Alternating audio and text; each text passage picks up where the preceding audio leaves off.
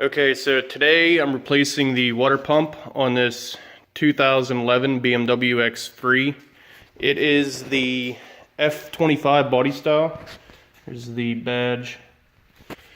So this BMW is having some issues. It's giving us an alarm for having a high coolant temp. However, the gauge itself does not show high coolant temp. It'll cut engine power, pull over, turn the car off, let it sit for a minute or so, turn it back on, will run just fine. It'll do this sitting in traffic, if we have the heater or air conditioning on, but driving it doesn't do it.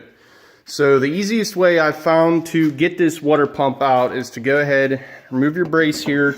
There's a few bolts in each side. They're T30 Torx. Get this out of the way. And then you're able to pull the fan, which is normally located right here. Pull this up out. To do that, I had one screw in the side over here. And then to get this heat exchanger off, there's a screw in the top. And then you have to pull the heat exchanger up and then towards the rear of the car to get that lower tab out of the slot in the fan. Now, you may be able to do it from underneath. What I noticed was, I'm not sure if it's a subframe or what it is, but it runs back to almost the middle of the car, and then it ties into each wheel here on both sides. So rather than try to take all of that out to get to the water pump that's right here, I already have mine out, but it's right here next to the crank pulley, and remove that from the bottom. I decided to pull that fan off and remove it from the top, which is located right in here to the left side of the crank pulley. It takes a little bit of wiggling to get it out. I did leave the thermostat in there. It's disconnected electrically, and then this hose here connects into the back side of the water pump. I wasn't able to get them out both together. I had already replaced the thermostat on it, thinking that was the issue because the car was taking a long time to heat up. Turns out wasn't the issue. So I have the old pump over here, and then this new pump here that I got from ecstuning.com. I wanted to go ahead and just check the resistance on this one just to see if there was a short in the windings or anything, because I believe from what I was reading that there is a high speed and a low speed on these pumps. And on the bottom side here, these bottom two prongs, I was getting 400 megaohms. And over here on this one, on the new one, I was only getting half a mega ohm.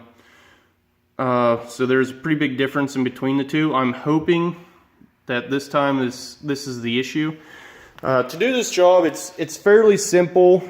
It's an easy job, but it's time consuming. So the only tools that I needed to do were a pair of long nose pliers here, a 3/8 ratchet with extension. I also had to put a wobble on a couple of them, a E12 socket, a 10 millimeter. And then for those bolts on the brace, you're going to need a T30. And for the screws on the fan, I had to use a T25. A long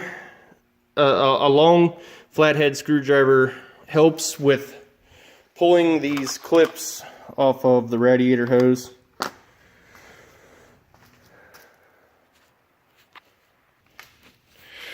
Also, in addition to getting the pump, you're going to need to order 3 more of these bolts. This is what you need the E12 socket for. It holds the water pump in there. They're aluminum, so BMW doesn't recommend you reusing any aluminum bolts.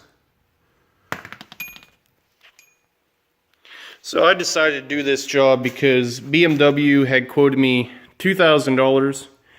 And it's really not that hard of a job to do. Like I said, it's only time consuming.